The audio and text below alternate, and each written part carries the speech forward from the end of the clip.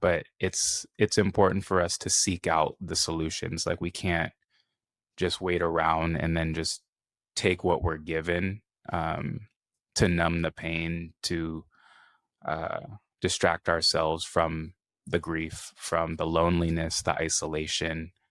So yeah, the men's group is something that we're super excited about, and it's really one of those things where it's like, let's just see where it goes.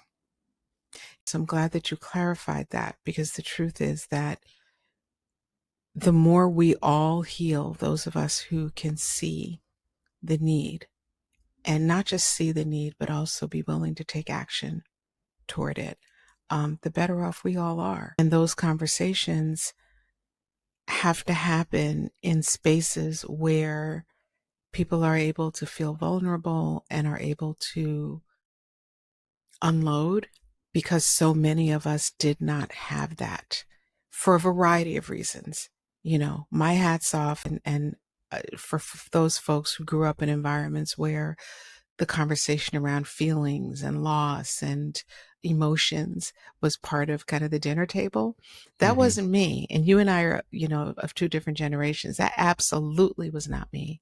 And um, I don't think that even the language of emotional availability was ever heard really until Hmm. much, much later in my life. And it's looking back in retrospect where I'm like, oh, the focus was on survival. The focus was on, paying the bills and getting the Hmm. life together. And it was very externally, it was, driven. And we Hmm. do that through the breath. It's the one thing that we do consciously and unconsciously.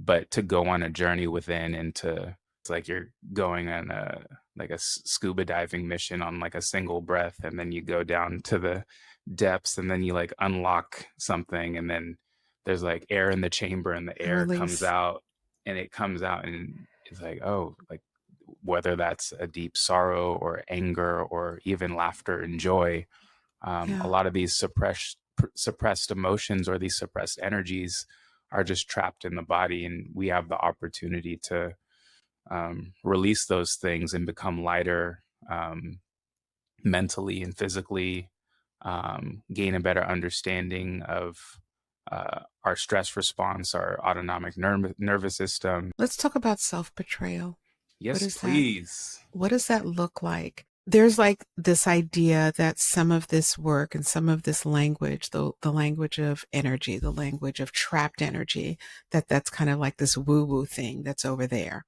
right? Hmm. And these modalities and these techniques, and practices are very practical ways to deal with everyday issues. So I'd love for you to help, and let's, together kind of bridge that gap so that people understand how this very important work and the topics of self-betrayal and those kind of things, how those play out on a Hmm. day-to-day basis to someone who maybe isn't as familiar with uh, these kind of practices. For sure. I think with the knowledge, it's kind of like, all right, you now have choice. You have Mm. choice now to show up differently, to exhibit different behaviors, to create a more favorable result that you prefer. Because I think that's kind of the root of like conscious creation, and we can go down like a rabbit hole of that kind of thing, like working with the universe and manifestation and all these types of things. Um, It's a thing. It's a real thing, but for sure. Oh no. Um, so the consistency is where all the beauty comes from, and like yeah. the deep rooted like core of your practice. Like, it's just like anything else. It's like a muscle, and you develop it over time. Um, and it's easier to make those strokes on the canvas like when you are consistent with it. But self sabotage, I feel like, is something like knowing better but not doing better. Like, I still self sabotage all the time. There's certain things in my life where it doesn't feel like there's progress, but then other areas I'm like on the autobahn in Germany, and I'm just swerving, and I can drive and fly as fast as I want to.